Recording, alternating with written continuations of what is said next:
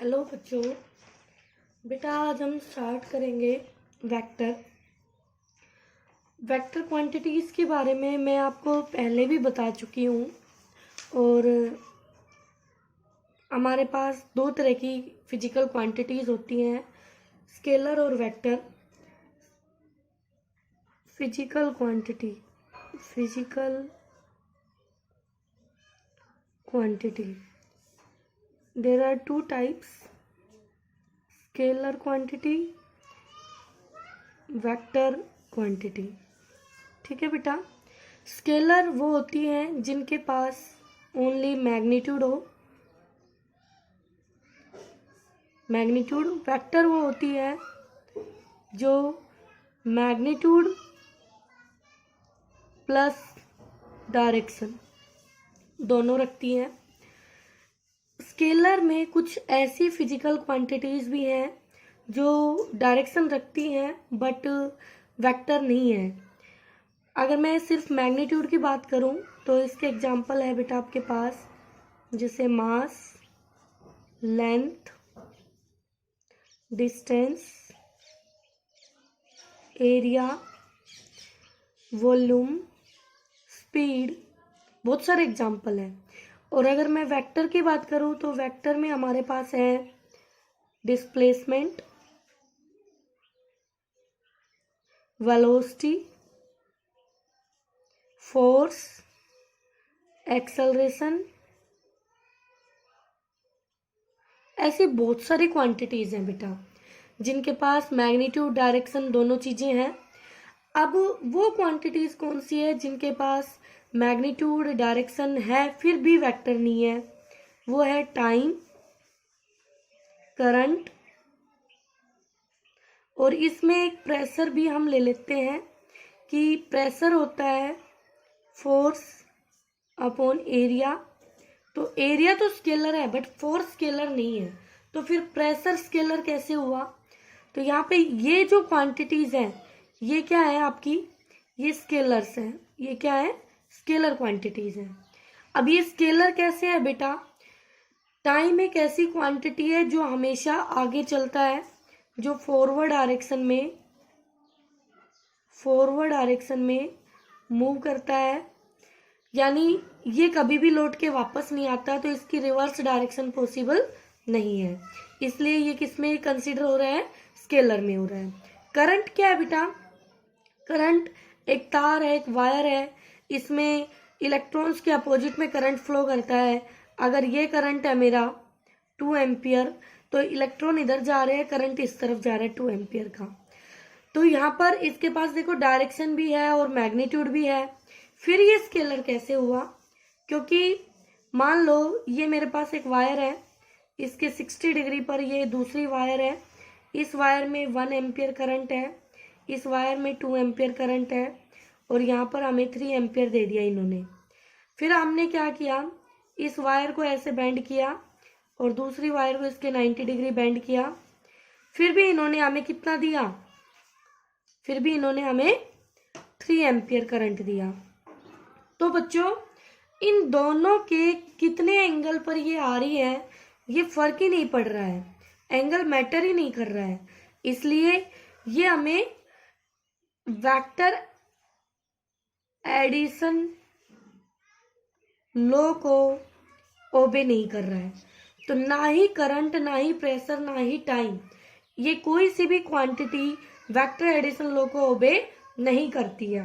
इसका मतलब वेक्टर होने के लिए ये दो कंडीशंस तो चाहिए ही चाहिए, इनके साथ में नेसेसरी है कि वेक्टर लॉज को, लॉ ऑफ एडिशन को फिजिकल क्वांटिटी ओबे करे। ठीक है। जैसे देखिए ये एक बॉक्स है, इस बॉक्स पे एक बच्चे ने 10 न्यूटन फोर्स ऐसे लगाया और 10 न्यूटन फोर्स दूसरे बच्चे ने ऐसे लगाया। तो आप कहेंगे मैम बॉक्स जहाँ है वहीं रहेगा, कहीं नहीं जाएगा। तो मान लीजिए ये F1 फोर्स है और ये F2 फोर्स है, तो F1 और F2 दोनों इक्वल एंड अपोजिट हो गए, दोनों अपोजिट डायरेक्शन में लग रहे हैं, मैग्नीट्यूड में बराबर हो गए। इसका मतलब मैं ये कह सकती हूँ दोनों का टोटल एफ नेट मेरे पास 0 आया, एफ नेट मेरे पास 0 आया। अगर यहीं पर ये बॉक्स है और एक बच्चे ने 10 न्यूटन ऐसे लगाया और दूसरे ने भी 10 न्यूटन ऐसे लगाया, तो आप कहेंगे मैम इस पे एफ नेट टोटल 20 न्यूटन लग रहा है। अब 0 नहीं लग रहा, तो पहले इन दोनों के बीच में एंगल ऐसे 180 डिग्री बन रहा था बेटा, और अब दोनों पैरेलल है, एक ही डायरेक्शन में है, तो दोनों के बीच 0 डिग्री एंगल बन रहा है बेटा। यानी कि ये एंगल यहाँ पर कुछ फर्क डाल रहा है। इसका मतलब अगर दो फोर्स है आपके, एक 5 न्यूटन का है, एक 10 न्यूटन का है, और उन दोनों के बीच में एंगल अगर 0 डिग्री है, तो टोटल हमें मिला था 15 न्यूटन मिलेगा। अगर 180 डिग्री है तो जो बड़ा वाला है उसका इफेक्ट आएगा, तो टोटल 5 न्यूटन मिलेगा। और इसी तरह अगर एंगल चेंज हो गया तो नेट फोर्स चेंज हो जाएगा। ठीक है, तो ये थोड़ी बात थी कि वेक्टर क्या होते हैं, क्या कौन से क्वांटिटी वेक्टर होती है और कौन सी क्वांटिटी वेक्टर नहीं होती है। अब बात आती है बेटा कि जो वेक्टर क्वांटिटीज हैं उनको रिप्रेजेंट कैसे किया जाता है, हाउ टू रिप्रेजेंट। तो ग्राफिकली हम कैसे रिप्रेजेंट करते हैं एक वेक्टर को। उस वेक्टर को हम ऐसे एक एरो बनाते हैं ये, और इस एरो की एक होती है टेल और एक होता है हेड।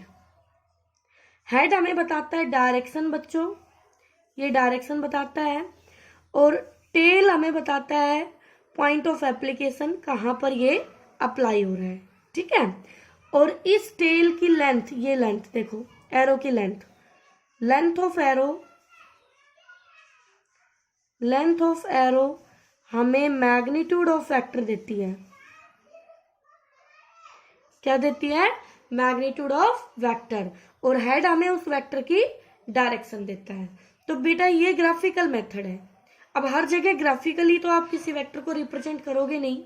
अगर ग्राफिकली मैं कंपेयर करवाऊं, मान लो ये एक वेक्टर है, ये दूसरा वेक्टर है, ये पहला है और ये दूसरा है, तो आप कहेंगे मैम दोनों पैरेलल है तो दोनों की डायरेक्शन तो क्या है, डायरेक्शन तो सेम है। बट नंबर 1 की टेल ये ऐसे लंबी है और ये छोटा है, तो 1 का मैग्नीट्यूड ऑफ 1 बड़ा है मैग्नीट्यूड ऑफ 2 से। तो इस तरह से हम इनको ग्राफिकली रिप्रेजेंट करते हैं। ठीक है बेटा, अब बात आती है मैथमेटिकली, सिंबॉलिकली हम इनको कैसे रिप्रेजेंट करेंगे। तो बेटा इसके 2 रिप्रेजेंटेशन है। जैसे कोई भी अल्फाबेट है ABCD का, तो ये A ले लिया मैंने, इस A के ऊपर यही एरो उठा के लगा दो आप ऐसे, तो वो वेक्टर बन गया।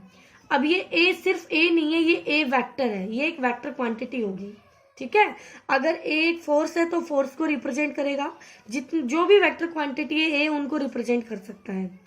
दूसरा, आप इसी A को अगर बोल्ड बनाए ऐसे मोटा, तो भी A वेक्टर को रिप्रेजेंट कर रहा है। तो A को ऐसे लिखे तो भी वेक्टर है, ऐसे लिखे तो भी वेक्टर है।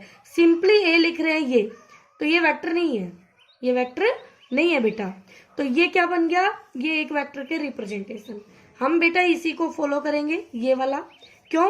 क्योंकि बार बार बोल्ड लेटर को बनाने में टाइम लगता है, तो इसको इतना इजी नहीं है अपने प्रैक्टिकली इसको नोटबुक्स में या जैसे भी अप्लाई करना, तो हम इस सिंबल को यूज करते हैं। ठीक है, तो यहाँ पर ये एक वेक्टर क्वांटिटी है हमारे पास। अब बात आती है वेक्टर की टाइप। वेक्टर के टाइप कितने हैं? तो वेक्टर बेटा हमारे पास 2 तरह के होते हैं। एक होता है पोलर वेक्टर और एक होता है एक्सियल वेक्टर।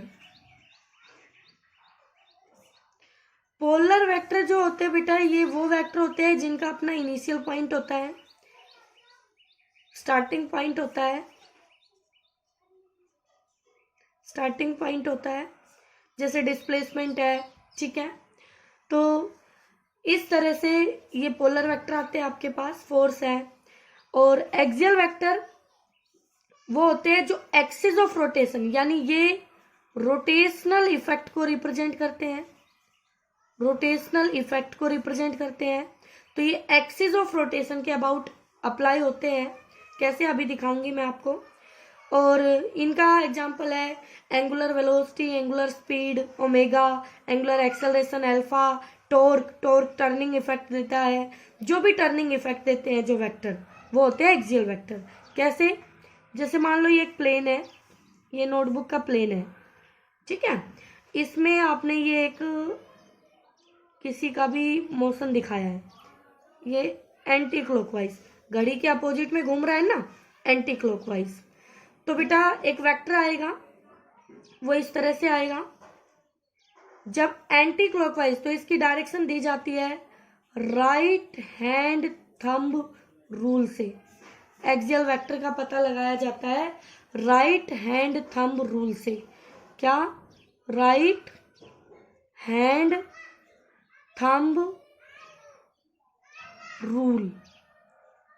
ये राइट हैंड है बेटा मेरा, और ये थंब है, और कर्लिंग ऑफ फिंगर्स हमें बताएंगी रोटेशन कैसे हो रहा है, और थंब हमें बताएगा एक्सियल, क्योंकि ये एक्सिस का रोल प्ले करेगा और ये फिंगर्स उसके चारों तरफ घूमेगी, तो ये मोशन दिखाएगी कैसे घूम रही है बॉडी। तो इस थंब हमें एक्सियल वेक्टर देगा, ठीक है। तो देखो राइट हैंड थंब रूल से जब मैं कर्लिंग ऑफ फिंगर्स ऐसे करती हूँ तो ये ऐसे घूम गया वेक्टर, तो आपके पास जो थंब है वो थंब देता है एक्सियल वेक्टर, तो ये आ गया अपवर्ड, ठीक है। तो ये आ गया हमारे पास ऐसे, तो ये आ गया एंटी क्लॉकवाइज रोटेशन के लिए अपवर्ड। ओके, अब हमारे पास है अगर क्लॉकवाइज हो, ये क्लॉकवाइज, तो क्लॉकवाइज में बेटा ऐसे घूमेगा आपका हाथ, ऐसे क्लॉकवाइज में घुमाओ फिंगर्स को, थंब अंदर जा रहा है देखो, तो ये हो गया